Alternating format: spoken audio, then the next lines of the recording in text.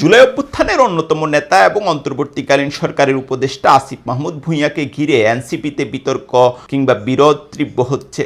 এটা অবশ্য আমরা জানি যে আসিফ মাহমুদ সরাসরি কখনো এনসিপিতে যোগ দেননি, কিন্তু এনসিপির উপর তার যে একটা প্রভাব ছিল সেটা তো স্পষ্টই, এবং এনসিপি নেতাদের সঙ্গে তার একটা ঘনিষ্ঠ যোগাযোগ ছিল। কিন্তু আমরা যেটা দেখছি যে নির্বাচনের আগে তাকে নিয়ে এক ধরনের টানাপোড়েন তৈরি হয়েছে। তিনি এরই মধ্যে ঢাকা 10 আসন থেকে নির্বাচনের ইচ্ছা প্রকাশ করেছেন এবং খুবই কৌতূহলীভাবে বিএনপি আসলে এই আসনটা এখন পর্যন্ত খালি রেখেছে। অথচ এই আসনে বিএনপির খুবই প্রভাবশালী একজন নেতা রয়েছেন, ব্যারিস্টার নাসিরউদ্দিন আহমেদ অসীম।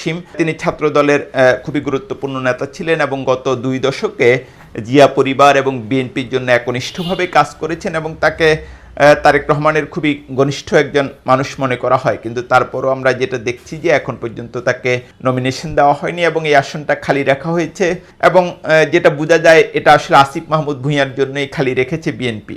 এবং আমি যে প্রায় বলি রাজনীতিতে আসলে আমরা যেটা দেখি সেটাই আসলে সব কিছু নয়। আপনি যদি দেখেন যে বিএনপির সঙ্গে আসিফ মাহমুদ ভূঁইয়ার বিরোধ ছিল সবচেয়ে তীব্র, এবং আমরা যেটা দেখতাম যে বিএনপি তার পদত্যাগের দাবিতেও একসময় খুবই উচ্চকিত ছিল, কিন্তু এখন যেটা দেখা যাচ্ছে যে বিএনপির সঙ্গেই আসিফ মাহমুদ ভূঁইয়ার ডিলটা হতে চলেছে।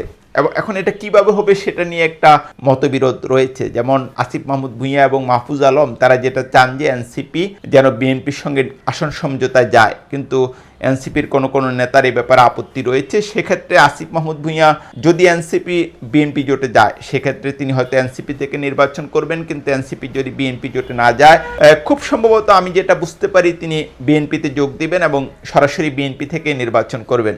রাজনীতি এমনই নাটকীয় এক খেলা আসলে। কিন্তু তারপরও আমরা যেটা দেখছি যে আসিফ মাহমুদকে নিয়ে এনসিপিতে যে বিতর্ক সেটা তীব্র হচ্ছে।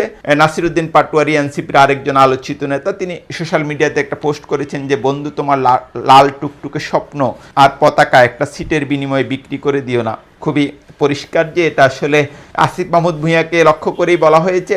আজ আমি সকালে দেখলাম যে আব্দুল কাদের, যিনিও জুলাই অভ্যুত্থানের অন্যতম নেতা, যদিও এখন এনসিপি কিংবা সহযোগী সংগঠনগুলোতে তার কোনো পোস্ট নেই, সে আব্দুল কাদের অনেকটাই আসিফ মাহমুদ ভূঁইয়ার পক্ষ হয়ে সোশ্যাল মিডিয়াতে একটা পোস্ট করেছেন। তিনি নাম নেননি, কিন্তু তিনি বোঝা যায় যে নাসিরউদ্দিন পাটোয়ারি তীব্র সমালোচনা করেছেন এবং যেটা বলেছেন যে এনসিপি নেতারা দিনে, নাম বলেননি, এনসিপির একটি দলের নেতারা দিনে বিএনপির তীব্র সমালোচনা করে, আবার রাতে গিয়ে বিএনপি নেতাদের সঙ্গে দেন দরবার করে 20টা সিটের জন্য, এবং তারা মির্জা ফখরুল ইসলাম আলমগীরের সঙ্গে বৈঠক করেছে। তারা নানা রকম দেন দরবারের মধ্যে আছে এবং নিজের আসন পেয়ে গেলে তারা আসলে সবই ভুলে যাবে।